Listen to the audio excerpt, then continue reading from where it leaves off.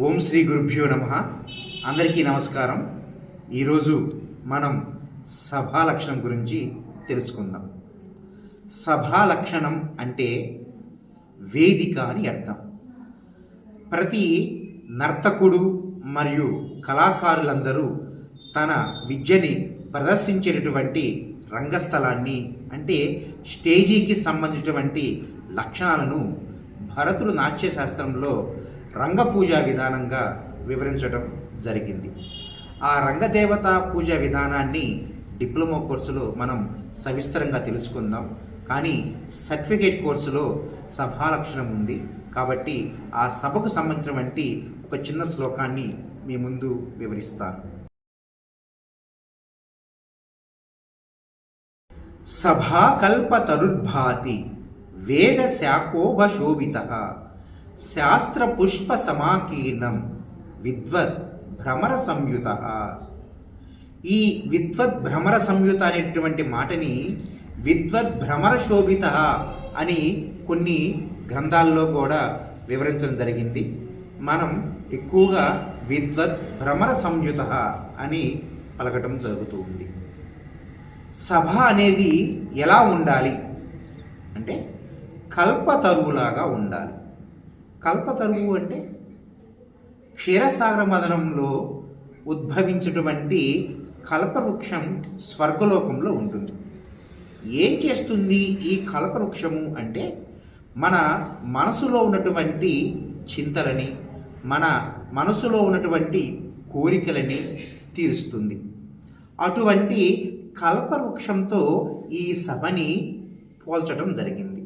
అంటే మనకి చిన్న చదువుకున్నాం, ఉపమా అలంకారం అంటారు. ఒకదానితో మరొకటి పోల్చడం. సభని కల్పవృక్షంతో పోల్చడం జరిగింది. ఎందుకు అంటే సభ అనేది కేవలం ఎంటర్టైన్మెంట్ ఇచ్చేటటువంటి ప్రాంగణం కాదు. చాలామంది విద్యార్థులకు, శాస్త్రవేత్తలకు, విద్వాంసులకు, కవులకు, గాయకులకు, ఇతిహాసకులకు అది ఒక నేర్చుకునేటటువంటి విద్యాస్థలం. చాలామంది కళాకారులకు ఉన్నటువంటి డౌట్లని ఈ సభ తీరుస్తుంది. కాబట్టి ఎలాగైతే కల్పవృక్షము తన కోరికల్ని తీరుస్తుందో ఈ సభ కూడా విద్యార్థుల మనసులో ఉన్నటువంటి అనేక సంశయాలని తీరుస్తుంది. కాబట్టి దీనిని కల్పవృక్షంతో పోల్చడం జరిగింది. ఆ కల్పవృక్షానికి అనేక శాఖలుగా ఉన్నట్లుగానే ఈ కల్పవృక్షానికి శాఖలు అంటే కొమ్మలు. ఋగ్, యజుర్, సామ, అథర్వణ వేదాలే ఈ సభ అనేటటువంటి కల్పవృక్షానికి కొమ్మలుగా ఉండాలి. అంటే ఇక్కడ వేదాంతమైనటువంటి సంబంధిత విషయాలని ఎక్కువగా చర్చలోకి తీసుకురావాలి. ఎలాగైతే కల్పవృక్షానికి శాస్త్రాలు అనేటటువంటి పుష్పాలు ఉన్నాయో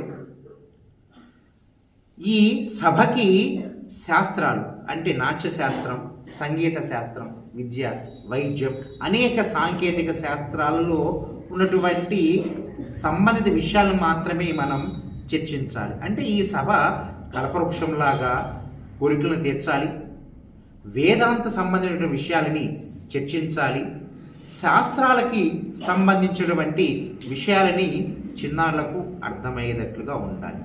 ఒక సభ పెడితే ఆ సభ చుట్టూ గొప్ప గొప్ప వేదాంతులు, విజ్ఞానులు తిరగాలి.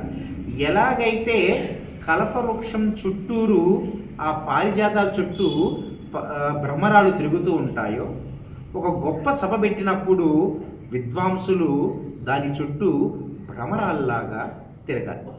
కూచిపూడి గ్రామంలో ఒక సదస్సు పెట్టినప్పుడు కొన్ని వందల మంది ఈరోజు సదస్సు ఏంటి, సదస్సు యొక్క సారాంశాన్ని, అలాగే సదస్సు యొక్క గొప్పదనాన్ని, సదస్సులో చర్చించిన విషయాలని చర్చించుకొని నోట్ చేసుకుంటారు.